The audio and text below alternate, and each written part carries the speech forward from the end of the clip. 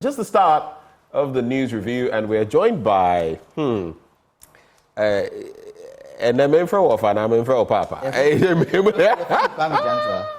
An old friend. Sometimes he will call me and give me an earful, and then we'll have lovely chats. Kwame, good to have you on the show. Good to be here.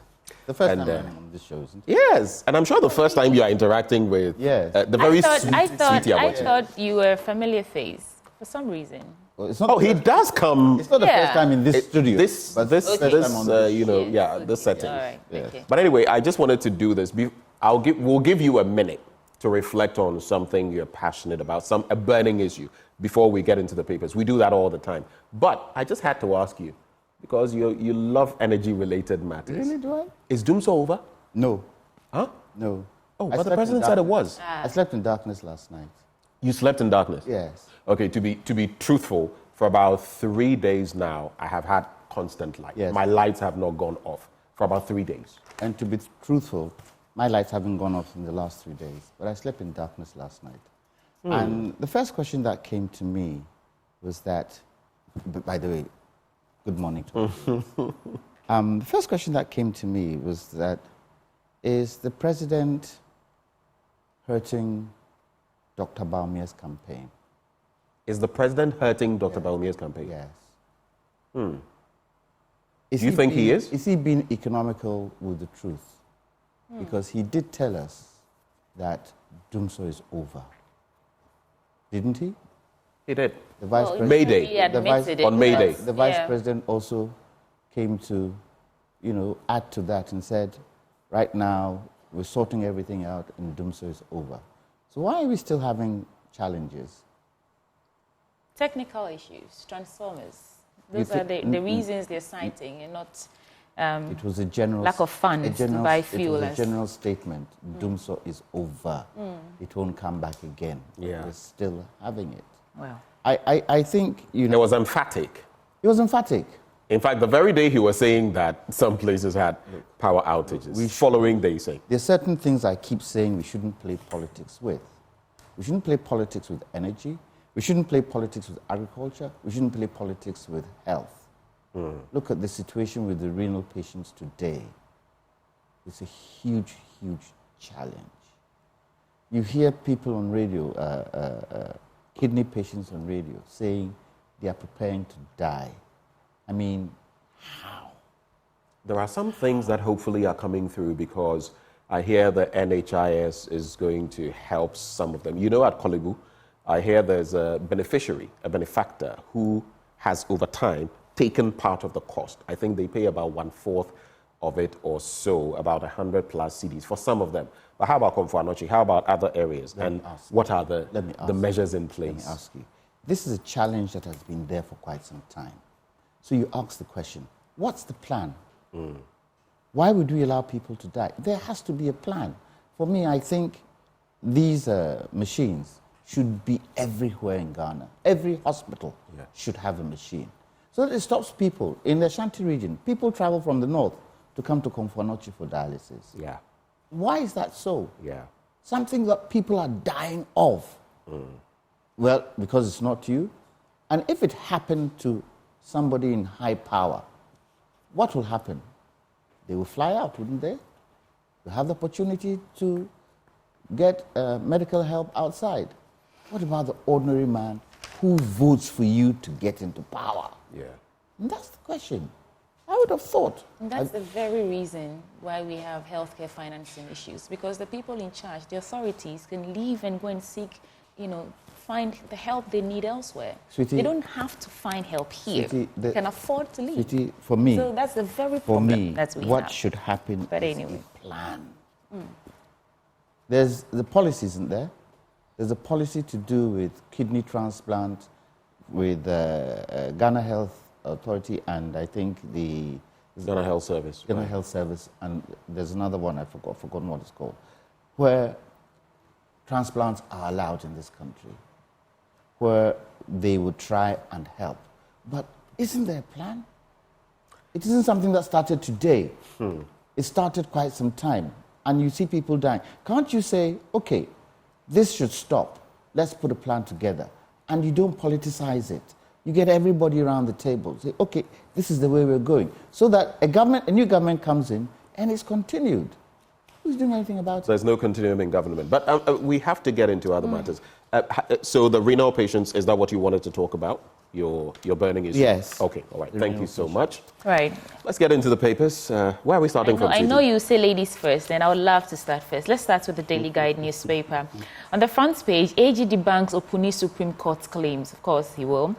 Road projects unmatched, according to Akufo-Addo. Ambulance case. On the ambulance case, businessman denies charges. We'll get into that story as well. But let's start with President Akufo-Addo's claims that his government's road projects are unmatched. And the story is on page 3. It reads, President Akufo-Addo has stated that the record of his government in road infrastructure and the transportation network of the country is unparalleled.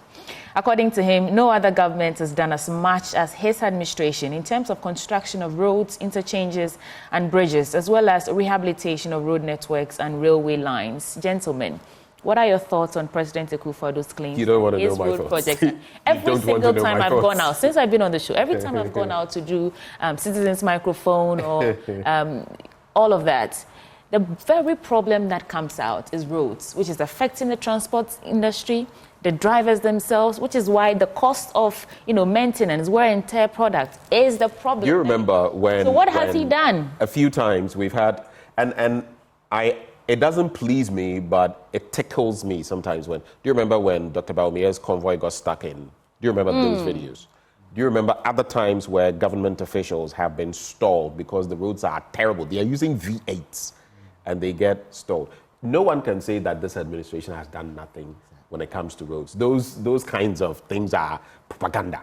But have they done what they say they have done? That's another issue altogether. But I'll pass the ball to Kwame Jantuah on this matter. What do you want me to say? As you rightly said, with the amount of money that has come into this country with this administration, they could have done better. As you rightly said, nobody can say you haven't done X, you haven't done Y, but you could have done more with the finances you had. The cost of building roads today is very high. And I thought when they came in 2016, 2017, they indicated that they'll be using paving blocks, didn't they? Yeah.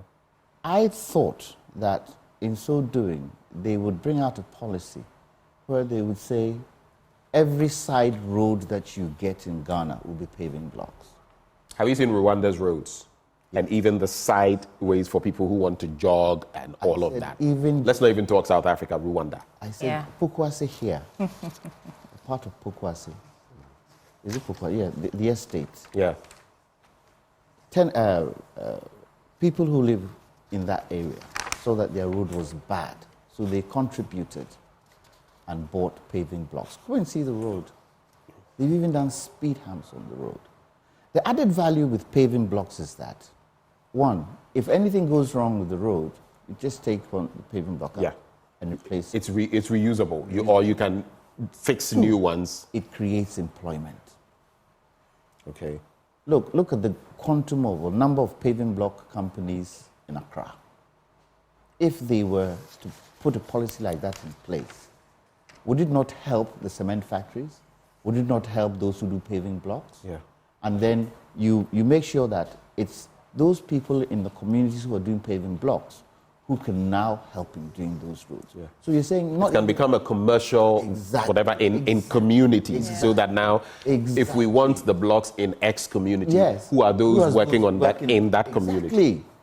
And don't even do the main roads, just the side roads. Yeah. A lot of side roads haven't been done. Yeah. A lot of side roads have potholes. I was in Hacho. I was going to Hacho yesterday. There's this place under construction leading towards Academic City University. Yes. The roads are bad. Yes.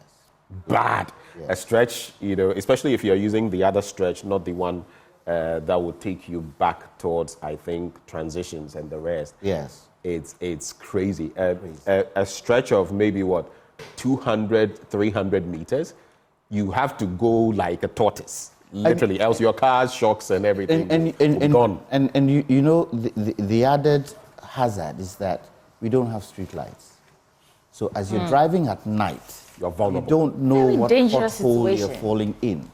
added with a huge rainfall, a storm, forget it. Yeah. Then you have another added problem of going to Abusukai and buying second-hand parts, spare parts for your car. I mean, don't even talk about those. This is why the drivers. I think I've shared my plight with you. Don't start with spare parts. So one thing adds on, and then you have the depreciation of the cedi. So you don't have enough money to buy the parts. It adds on. And this is a situation that we should be able to sit and discuss it. Let's stop the politics. This thing the president said, and added, what? The best in all since, what? Yeah. Is it in the Fourth Republic? It's unmatched. In the Fourth Republic or throughout Ghana or throughout our political life? Right. You should stop adding those things to it. Because sometimes you ask yourself, isn't it not being economical with the truth? Anyway. Let's do some more stories, and then I'll pass the ball to you, gentlemen. AG debunks Opuni Supreme Court's claims. So the Office of the Attorney General and Ministry of Justice has responded to misleading reports in the media regarding the composition of a panel to hear an appeal in the Supreme Court on the case of the Republic versus Dr. Stephen Opuni and 2 others. According to the Attorney General, Godfred Yabuadame, and this story is the Daily Guide on page 3 of the Daily Guide newspaper. According to the Attorney General, that is Godfred Yabuadame, there have been deliberate misrepresentations in various newspapers and on social media, particularly by Professor Kweku Asare, a known legal practitioner. And according to him, these misrepresentations suggest that the panel for the appeal hearing on May 8, 2024 was unusual or in violation of the Constitution. So he clarified that the arguments in the appeal by Dr. Stephen Opuni, former Cocoa Board CEO, were heard on May 8, 2024 and not on any previous date as claimed. This is the Attorney General debunking some of the claims. But I'll do one more story before I come to you for your reactions. Guta laments cedi depreciation. We're just talking about that. Traders in the country have voiced out their concerns about the fall in the value of the local currency and how it is dealing a blow to their businesses, particularly the Ghana Union Traders Association, expressing its sentiments in a statement, noted that the cedi's depreciation was frustrating the business community, particularly its members. Now, the statement signed by Guta President Joseph Obeng revealed that the ongoing economic challenges and also the ever-rising freight charges from Asia were making the cost of doing business high. There are some other stories, but let's just focus on these and then we'll move on to other papers. Kwame Jantuah, first the Opuni case and then the depreciation of the I haven't really followed the Opuni case. Okay. It's gone on for so long. Just as the ambulance that case. I lose track of where it is and what is being said. And what is it? He spent money? Yeah. He caused financial loss to the state? Yeah. Why has it gone on for years? It's the length of this government, isn't it? It started in 2017? 2020. Oh, okay. Oh? When did it start? Well, I started following 2020 or so I don't know how far back. Even if it's 2020, that's 4 years. So what is it about the case that is making it difficult to conclude it? So I haven't been following it, but apparently it went to the Supreme Court, yes? Yes. And they threw out... Right. They threw out... Well, it's just debunking allegations that people are saying the case was called sometimes before May 8th and it was only called. But, well, so about the depreciation of the cedi, let me just do some more quick headlines and then we move on to the Ghanaian publisher. So Stanbic seeks accelerated digital banking. Geisha Soap celebrates mothers. COA assures price stabilization. Nana Ajiman accuses Ghana Music Awards of bribery. That's an interesting one. I will not tax the church, according to Bawumia. He said it's a joke. What he said about taxing the churches is a joke. Yeah, that's your KGL boss, Lord Otumfo. But which is a joke. Dr. Bawumia said that. For you because we posted it. He says, I was joking. Vice President Bawumia clarifies stance on incentivizing churches instead of taxing them. You know, he had said something about, oh, no, we shouldn't tax churches. We should rather incentivize them. And he now says... But churches now that the heat is coming, he says he was joking. No, I'm just saying that he was saying, you know, there have been some calls that, tax churches and all that. But they tax the businesses of churches, but not churches. If the church has a business. I mean, if a church has a business, yes. If it's running a business, then that is, you know. Yes. Else we church would itself, extend the church tentacles of church to everything, and then there would be no... But Benjamin, is a church not a business in today's world?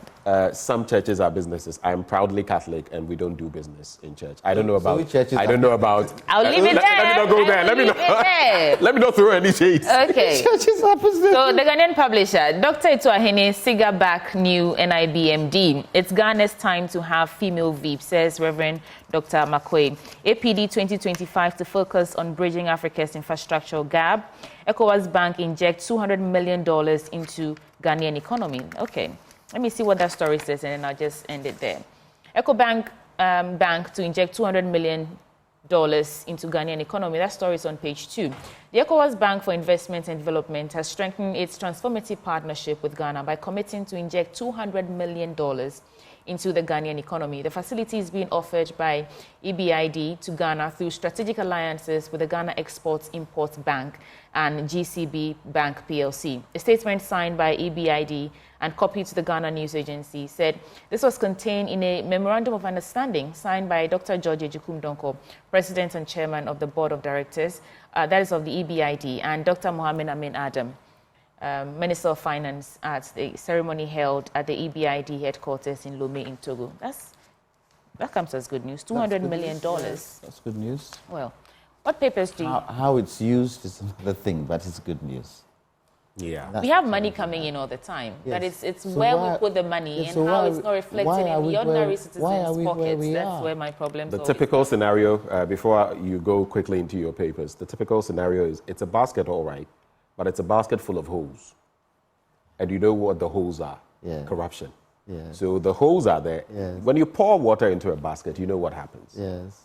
It drains out. Very little is left, and there's a bit of moisture in the entirety of the thing. But what should have stayed in seeps through and ends up Would you agree, only God knows Would you where. agree with me that the amount of money that this government has had, it could have done quite a lot of things? This administration, if you look at oil money, if you look at loans we've contracted, let's even stick to those two. Let's not talk about charity. Let's not talk about COVID-19 and the 21 billion Ghana cedis we got. Let's not talk about all of that.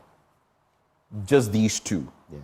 Maybe we could have done 5 to 10 times better than where we are. And that is where some people get it wrong. I was interacting with a friend in the UK yesterday, and we had a conversation about free SHS. And I said, I could champion free SHS. Fantastic. And then, Nkrumah, were we not experiencing some of these? Yeah. Some of my grand uncles and the rest traveled to Germany, Russia, and the rest on the back of that. Yes. At Commonwealth Hall back then, you would eat well with drumsticks. I've heard all the stories I've been told about. Who wouldn't want that? But when you have it, and there are the sort of problems where now parents are buying bunk beds and they have to pay about 500 cedis, to their children every 2 weeks or so, and the food is then you ask yourself, did you go or did you come? So it's not a problem of the thing is bad. The implementation. So it's a challenge. And the politicization of it makes it even difficult to talk about. And you have an opposition too that would want to play politics because they feel they have to come into power. Yeah. But I believe certain things, Ghanaians should get to a point where we can discuss things together. I was on a program yesterday on another station, and I asked the MPP person rep on there, I asked him, are you enemies to the NDC? Are both of you enemies? He said no. So I said, so why can't we sit and discuss some of the issues we are going through? And we always have to quarrel. Even on set, we would quarrel. MPP, NDC would quarrel. Quarrel for what? The problems are there. We need to solve the problems. We need solutions to the problems. And the people are caught in between. And it has to stop. The politicization of some of these issues has to stop. Yeah. Ain't helping anyone. Yeah. Right. But let's get into your papers now. Well, I saw a story here, which I think has been running. Which paper but is that? This is the... Is that the publisher The or the new finder? The Finder. Prices of books to increase by 40%. I was going to get there too, but you go ahead. The Ghana Publishers Association, GPA, has announced that book prices will increase by 40% effective June 1st, 2024. The association put the increase on the difficult business environment and the 27.5% value-added tax VAT levied on a list of materials imported into the country to support education, culture, and lifestyles.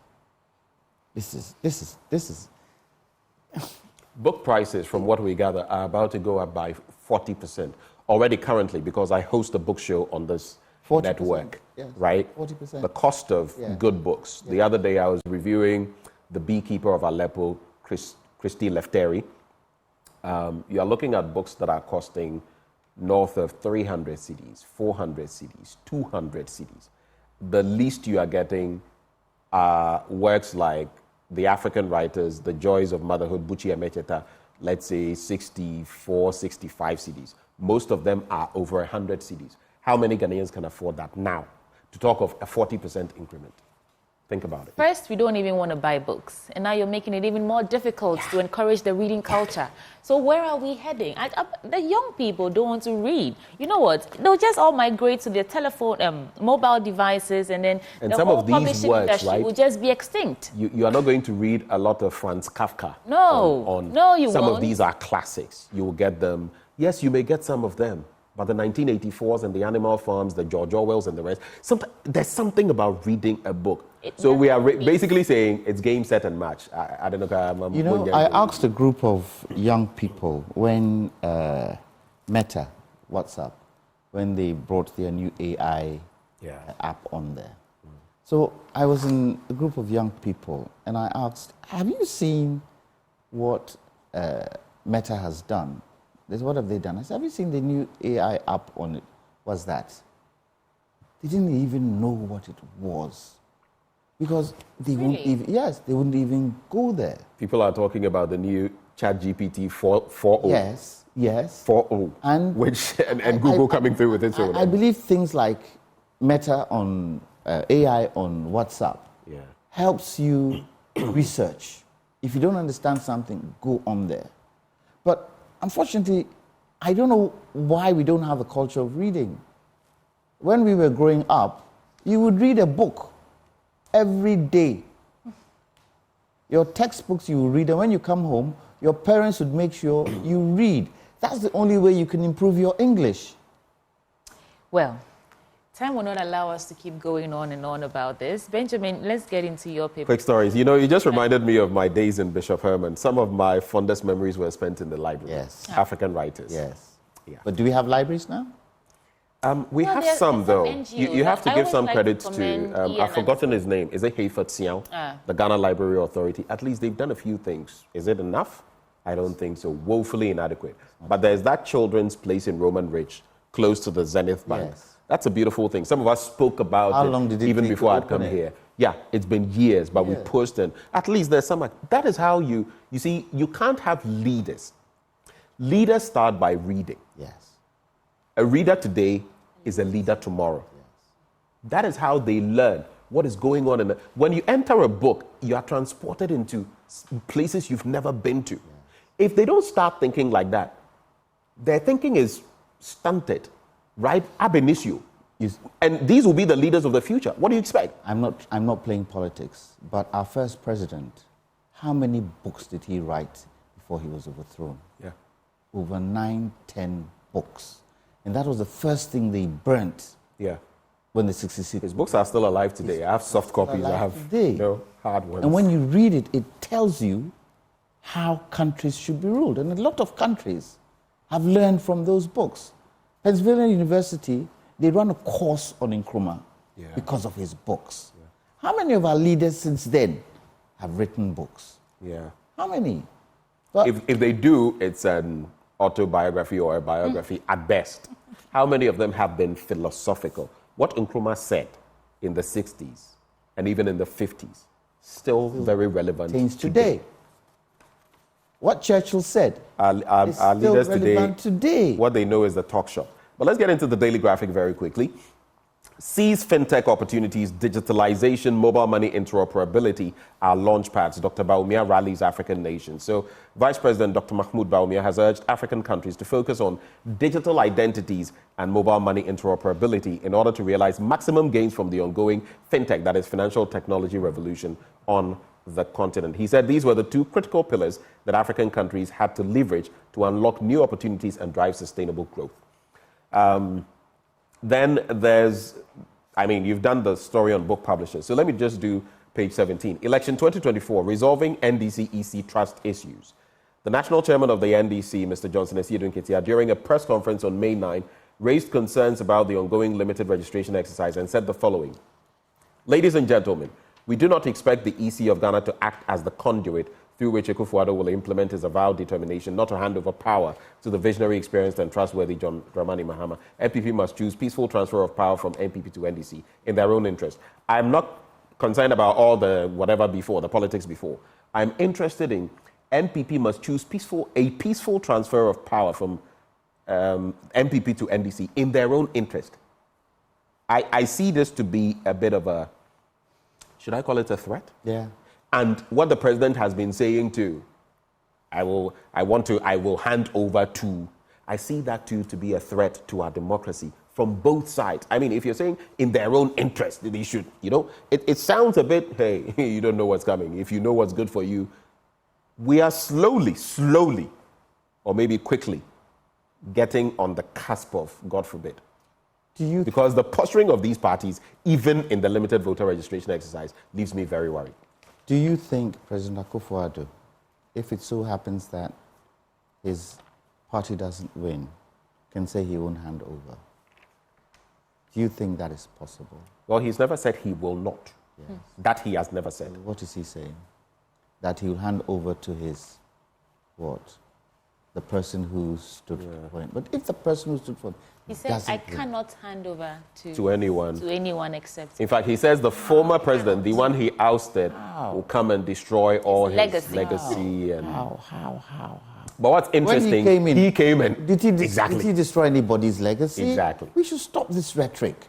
Because if you don't stop this rhetoric, what happens is that your members in the constituencies, in the communities, take it verbatim and do what they are not supposed to do. The wording. Yes, he should stop it. Look, he's getting to the end of his tenure. He has now become a statesman. He should act like a statesman. He should act to bring Ghanaians together and not put wedges in between us. It doesn't help any of us. But anyway, the good Otumfuo will make sure that it doesn't happen. Because I'm sure if Otumfuo has intervened a number of times. Yes, because he did say, just a few days ago, right, he did indicate that the parties are now out there campaigning, and he's hoping for peaceful elections. Look, there are certain things that are happening in this country that have never happened before in this administration. Yeah. Cocoa. What is happening to cocoa today? When you look at the galamsey and how it's affecting the cocoa crop, and the quantum of cocoa that we used to have, we're now down to about, what, 4 million tons? Is it 4 million? 400,000, getting to 500,000, we're not sure. When we were heading for 1 million once upon a time? We hit 1 million. We hit, at a point, 800,000 plus. At another point, we hit 1 million plus, right? Now we are, Ivory Coast has about a chunk of about 43% of the market. We are at 13%. Look at the disparity. Projections from some institutions are that by 2025 we could hit 10%. And by 2025, if we're not careful, we will not have a cocoa industry. We're not even talking about the quality of cocoa that we're producing. Exactly. It's not even about the production, because galamsey is messing up your cocoa. So you can even produce and not get a buyer. Exactly. Yep. So at this present moment, what is the president doing about galamsey? He doesn't even talk about it anymore. Oh, his presidency is still on the line. Well, is it? Is it still on the line? What is creating the situation that it doesn't allow us to handle galamsey? Is it because politicians are in there? Is it because that's the way they are making money to fund their campaigns and things like that? It is something that, if he won't do anything at all, please help us solve galamsey. Because land is a place where everybody uses. You use land, you need land, I need land, he needs land. Everybody needs land. And if the land is being polluted, it's going to affect our foods. Did you hear the news item on vegetables grown within the Accra municipality, where they have found a lot of metals and viruses in lettuce and all these types of things because of the kind of water they're using to water these Someone called me yesterday and he was telling me of going to this part of the Ashanti region. I don't want to mention. I want our people to actually go there. There's a mining pit, right, and right next to it, they're growing cabbage. And now we hear, even on the borders of Ghana, they're doing galamsey. And it's in the northern belt. Exactly. From Burkina Faso. Exactly. Terrorists would use that as a way of making money to finance their terrorist activities. Come on. Senior, I asked him, but we have to end somewhere. Elvis Delali Alowodo Lamte says, the academic university road there, it's been like that for years. It was graded when the vice president went there. As for that stretch, Charlie, if you live in that catchment area, you have to use it every day. Your shocks, you go buy like 2,000. But let me, before we go, I don't want to forget today, else I'll be in hot waters. A blessed 50th birthday to Mrs. Barbara O'Day, Chief of Sales and Distribution, Advanced Ghana Savings and Loans. You're a virtuous woman and a great pillar in your generation. You're a great wife, mother, and friend. May absolute favor and grace from God envelop you as you embark on the next milestone. From your wonderful husband, Peter O'Day, the children, Baba and Darren, and friends within the Methodist Church Ghana. So happy 50th to you, Golden Jubilee, Mrs. Barbara O'Day. And from yesterday, I missed this one. Pastor sent it to me. Happy birthday. So belated happy birthday to my first fruit, Vera Ohima Shome Akrofi. On this day, I pray for divine blessings, favor, joy, peace, prosperity, long life, and good health upon your life from Lady Florence Akrofi and your humble servant, Kwabena Akrofi of Asempa FM. Both of them wishing you, Vera Ohima Shome Akrofi. Your birthday was yesterday. Belated happy birthday to you. We have to go. One from Kojunyako. Let me do this. Also Richard belated, Richard Kojunyako. Belated happy 40th birthday to Mrs. Eunice Nyanka of Kolebu Teaching Hospital. From your husband, Frederick Nyanka, and PRO, that's the PRO of Cape Coast Teaching Hospital, and children, Irabna Papato and Nana Kobina Yanka. They say happy birthday. They're wishing you the best as you climb the 4th floor today. Quote, we love and appreciate you so much. May you enjoy this year and many more ahead of you. We will always choose you over and over again. Happy birthday. Kwame, we have to go now. But when you're talking about the cocoa, I remember that your father had been a former Agric minister in this country. Yes. Was that under Nkrumah? Yes. Under Nkrumah. Yes. So I can get your passion. Oh, yes. Anyway, we'll have more conversations on that some other time. Agriculture is one area, if we are to look at it, can do a lot for this country.